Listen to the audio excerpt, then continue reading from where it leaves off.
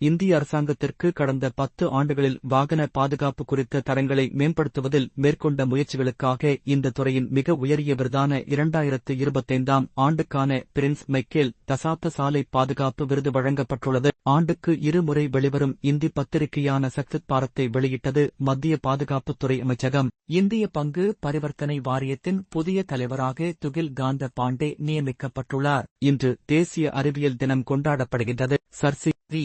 ராமன் பிறந்த தினத்தை முன்னிட்டு 1987ஆம் ஆண்டு முதல் இந்த தினமானது கடைபிடிக்கப்படுகிறது.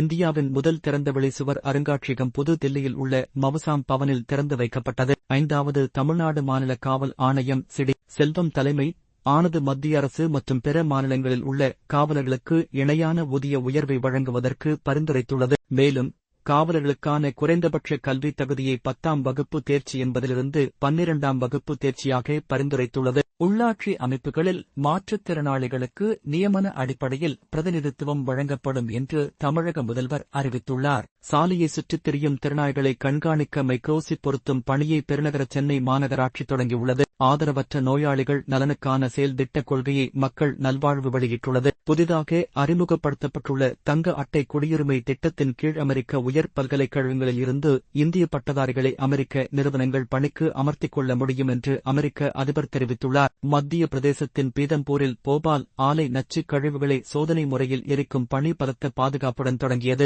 ஜப்பானில் குழந்தைகள் பிறப்பு விகிதம் தொடர்ந்து 9வது ஆண்டாக சரிவடைந்துள்ளது. சுங்கத்துறை மற்றும் சரக்கு சேவை வரித்துறை அதிகாரிகளுக்கு கைது அதிகாரம் அளிக்கும் வகையில் மேற்கொள்ளப்பட்ட சட்டத்திருத்தங்கள் அரசமைப்பு சட்டப்படி செல்லுபடியாகும் என்று உச்சநீதிமன்றம் தெரிவித்துள்ளது. மேலும் இதுபோன்ற செய்திகளுக்கு எங்களின் இன்ஸ்டாகிராம் பக்கத்தை பின்தொடரவும். நன்றி.